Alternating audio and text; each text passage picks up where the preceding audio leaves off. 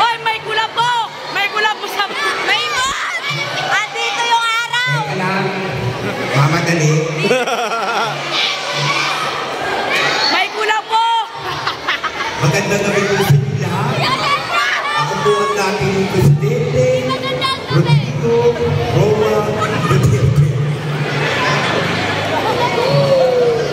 Opo, bakla po ang dating yung presidente. What's up, bakla people?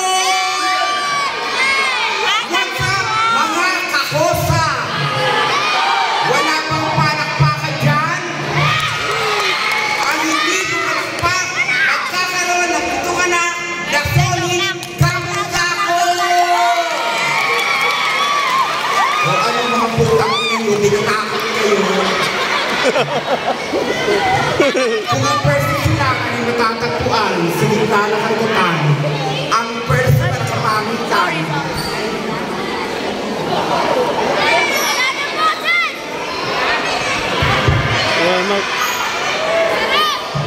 Mike, nawala.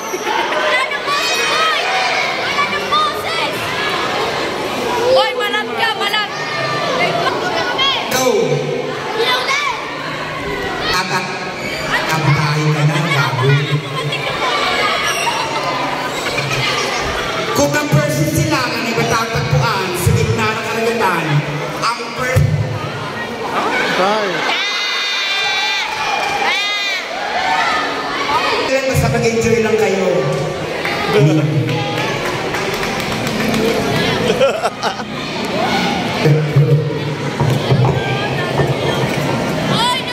Okay na? Bosa! Kung ang person sila ay matatagpuan sa gitna ng karagatan, ang person na kapangitan ay nato na sa inyong harapan. Walang turo, walang collagen, walang injection. Gandang hindi pinaghirapan, pero kanilang pinagpupuyatan. Magandaan kayo naman hindi naging pamatawan, ano ka sa lipunang iyong ginagalawan. Dahil ang tunay na timbak na kagandahan ay kung anong kabutihan ang pwedeng iwanan sa lipunang iyong ginagalawan.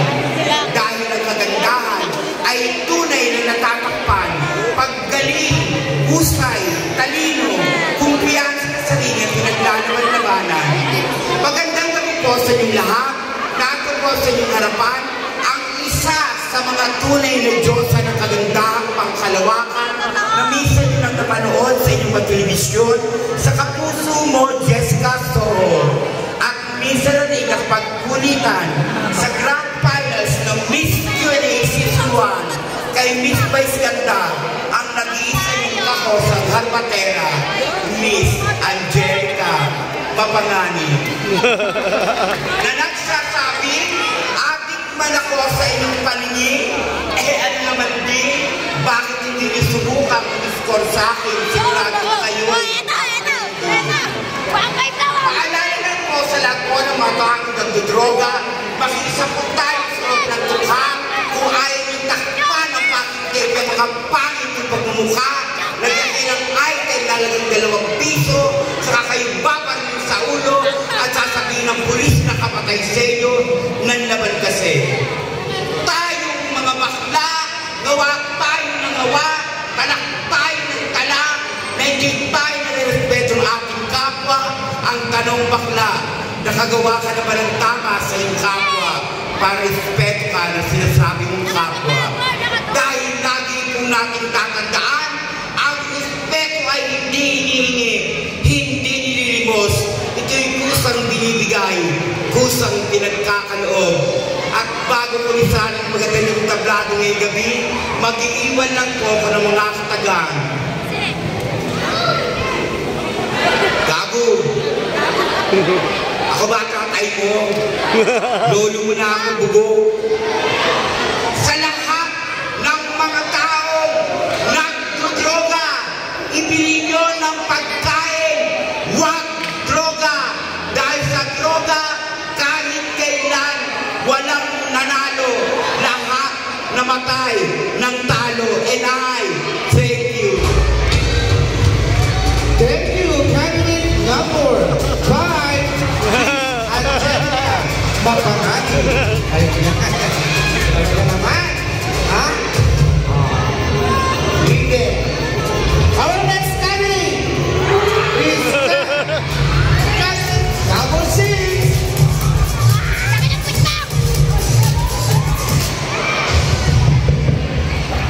Okay. Kuya, number 6.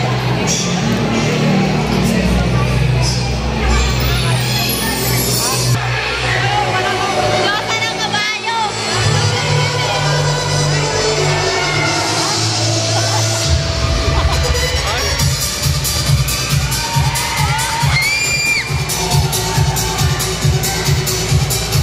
Ipet! Ipet! Ipet!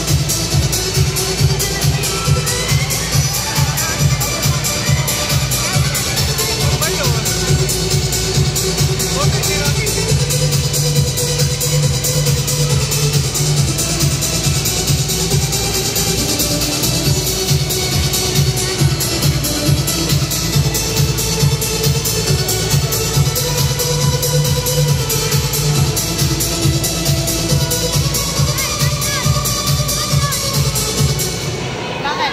Wait, wait. Don't play, don't play. Taas naman ito. Pwede mo ako?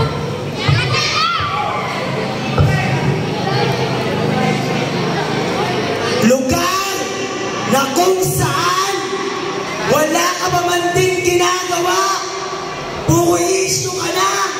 Sandamakmak ang mga taong chismosa. Saan pa ba? Barangay Cruz, Wawa! Ang ina nyo, proud pa kayo. Amon! Shout out sa lahat ng kabataan na nandyan. Maanong mulang. Atlas!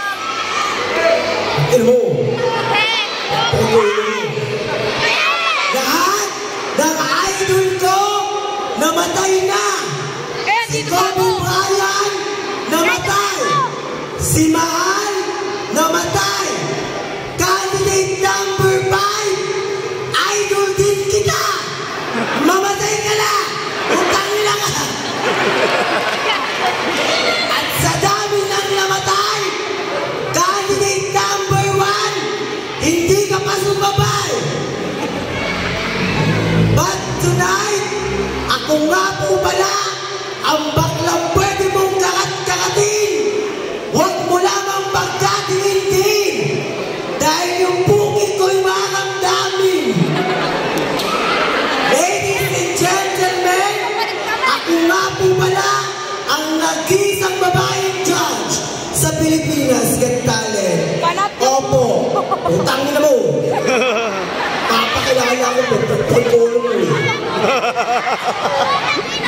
Dahil din, amoy mga mama mo eh. Kaya tapos, ako, pipindirin kita. Sabay-sabay po natin palakpakan at iyawan ang tunay na kawangis pero madungis, Miss Angel Angel Baxing Junior III.